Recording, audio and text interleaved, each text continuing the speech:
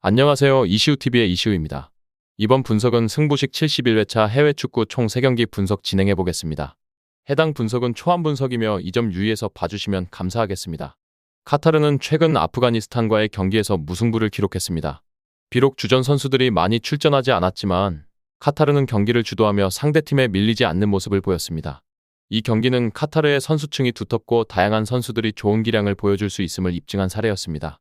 아프가니스탄과의 경기에서 보여준 카타르의 경기력은 앞으로의 경기에서 긍정적인 신호로 작용할 것입니다.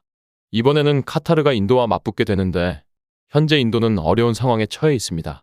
인도는 주요 선수들의 결장과 더불어 팀의 핵심 공격수였던 체트리의 은퇴로 인해 공격력이 상당히 약화된 상태입니다.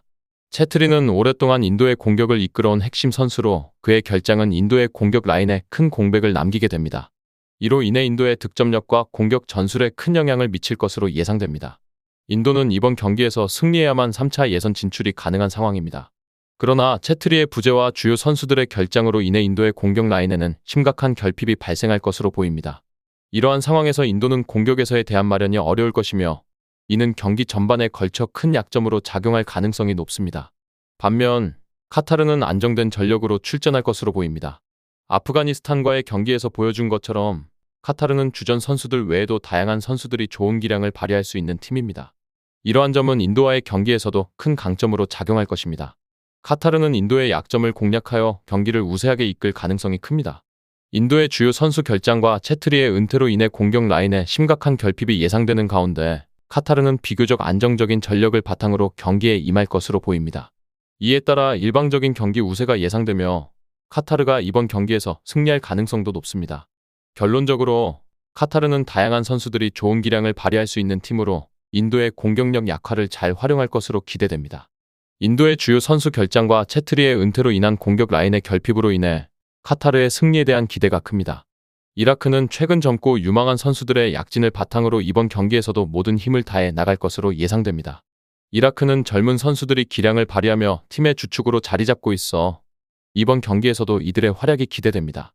특히 이라크는 최근 경기들에서 젊은 선수들의 에너지와 기량으로 많은 이점을 얻었으며 이러한 추세가 계속될 것으로 보입니다. 반면 베트남은 트루시 감독의 공격 지향적인 전략에 따라 알리와 후세인으로 이어지는 강력한 공격력을 보유하고 있습니다.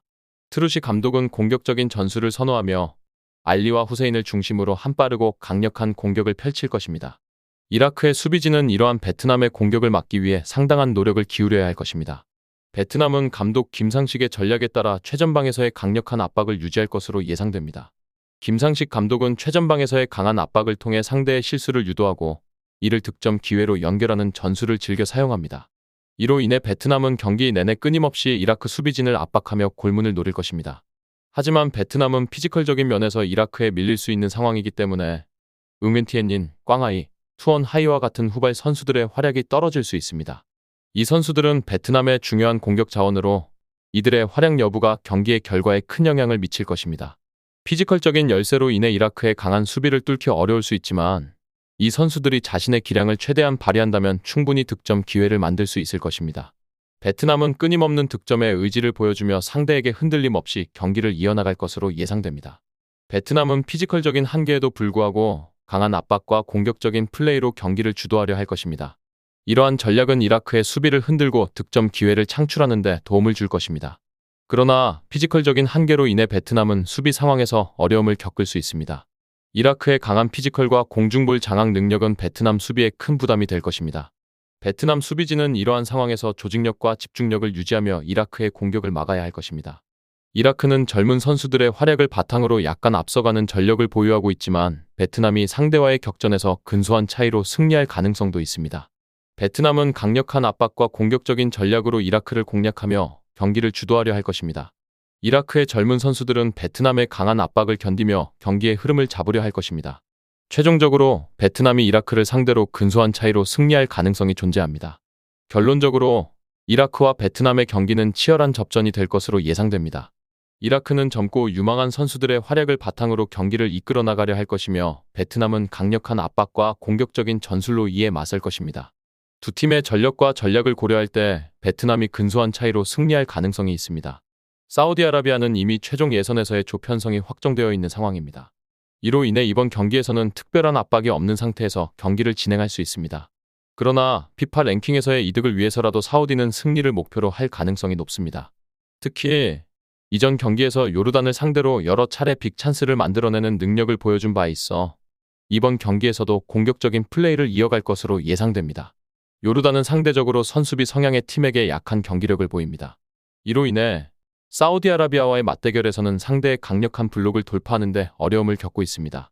사우디아라비아의 공격력이 강력하기 때문에 요르단은 이번 경기에서 이러한 공격을 막기 위해 더욱 강력한 수비 전략을 준비할 것으로 보입니다.